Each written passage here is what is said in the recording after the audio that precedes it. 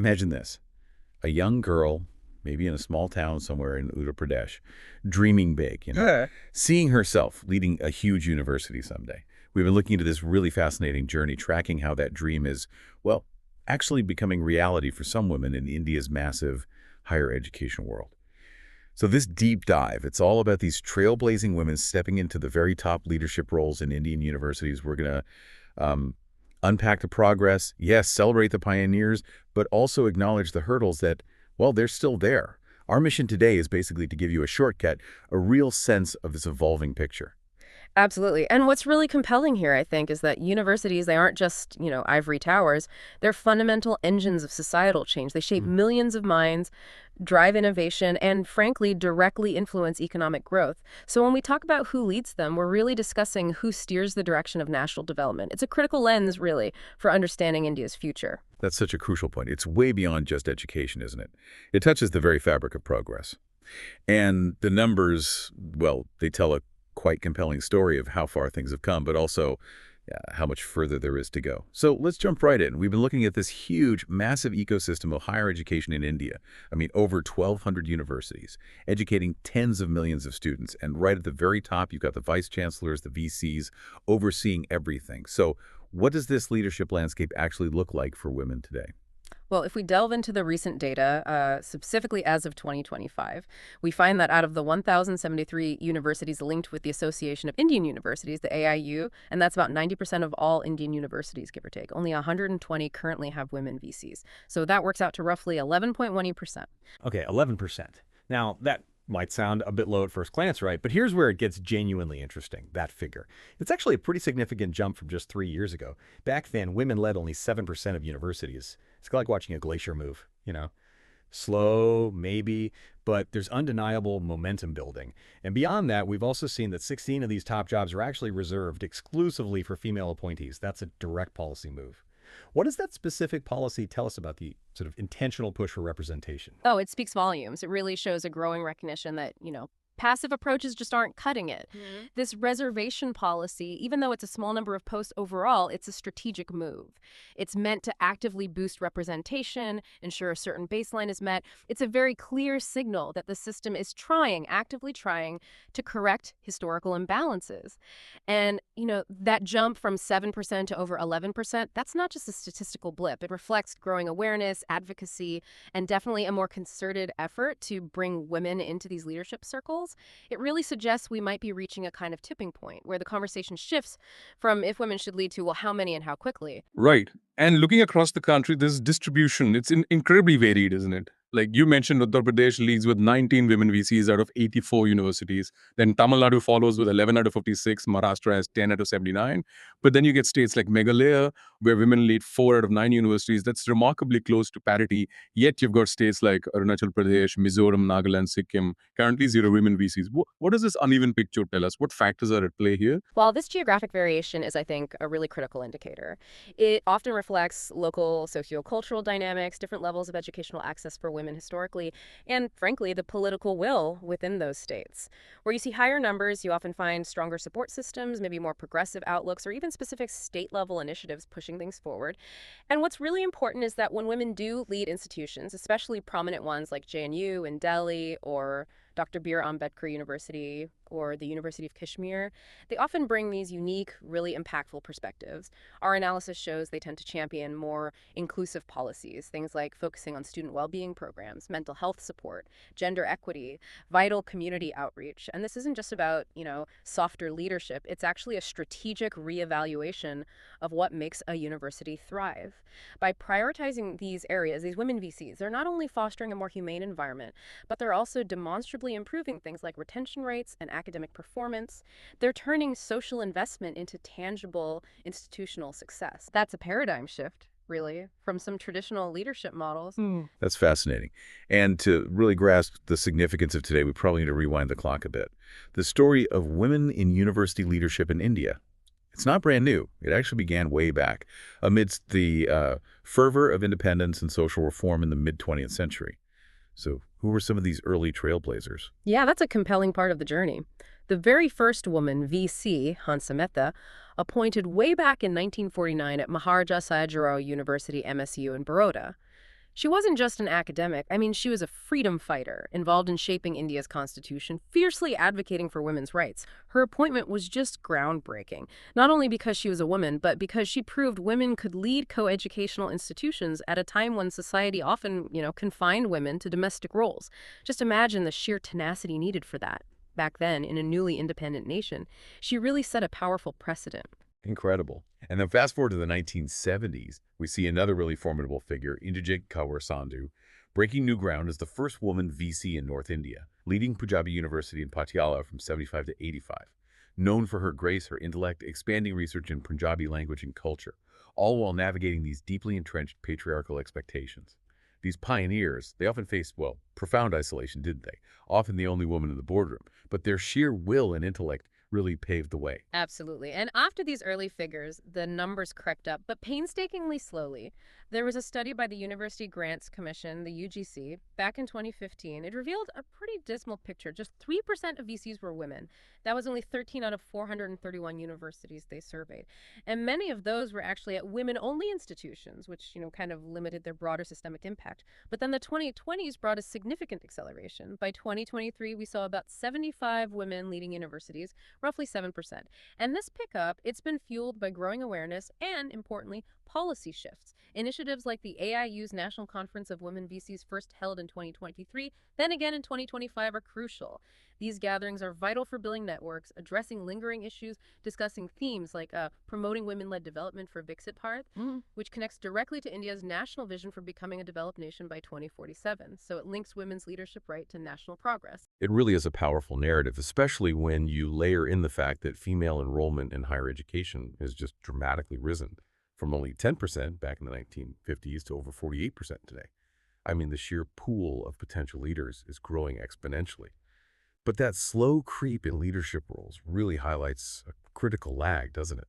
What we're seeing now, maybe finally, is that leadership's starting to catch up, beginning to reflect this huge demographic shift in the student bodies. Okay, so beyond the stats and the history, there are these incredible individuals. Their stories really inspire. They showcase the diverse leadership styles and the real impact women are making right now.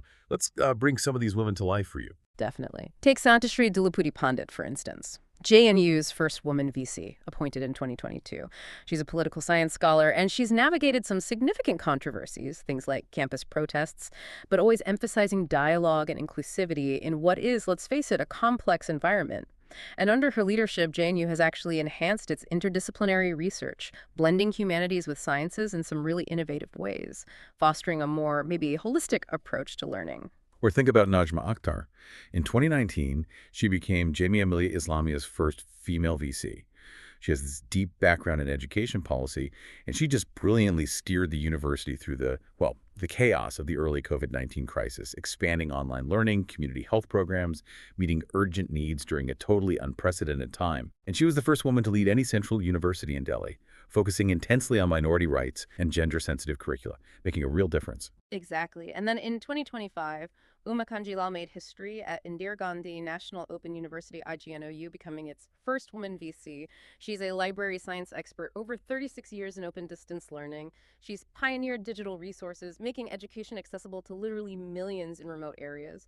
Her appointment at IGNOU, which serves millions online, it really underscores the vital role women are playing in modernizing education, bridging those geographical and digital divides. Yeah, and we also see leaders like Geeta Swaminathan at Bharathidasan University really advancing STEM for women, establishing labs, scholarships, directly empowering female students in fields traditionally dominated by men. That's huge. In Maharashtra, Hemlata Bagla, VC of HSNC University, she's promoting international collaborations using her physics background to connect students globally. And Uma Pardwaj at Noida International University champions sustainability, integrating green practices into campus life. Leading by example, shaping environmentally conscious citizens. These profiles just show such incredible diversity, don't they? Scientists, humanists, north to south, all multitasking, balancing family, research, administration, proving immense resilience. And the impacts are tangible. Enhanced enrollment for girls, stronger anti-harassment policies, innovative programs like mental health centers that really transform the student experience. These stories are so powerful, really testaments to resilience and vision. But, for every Santashri or Najma, there were countless other women still navigating these formidable, often invisible barriers. What are these persistent hurdles that keep making the path, well, less smooth for so many talented women? Perhaps even for that young girl we imagined back in Uttar Pradesh, dreaming of leadership. Yeah, that's the tough part. And one critical point here is that sociocultural norms, they still really top the list. Traditional gender roles often expect women to prioritize family over career. This leads to what some researchers call the leaky pipeline. And that's not just a metaphor, it's a real thing. Talented women academics, often right at the mid-career stage, drop out because they simply cannot balance the intense demands of academia with what are often disproportionate caregiving responsibilities. Right. And it's not just about societal expectations outside the university walls, is it? Within the institutions themselves, we often see these patriarchal biases, maybe subtle sometimes, maybe not, in hiring committees that frequently favor men, viewing them as sort of natural leaders, even when women are equally or sometimes even more qualified.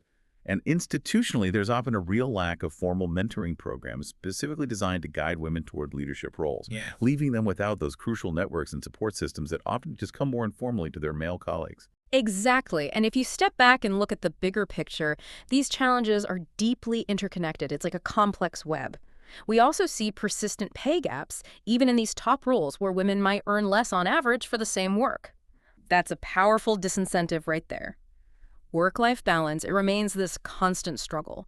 The long hours needed in top academic roles clash severely with caregiving duties that, let's be honest, still disproportionately fall on women. And in rural areas, economic factors hit even harder.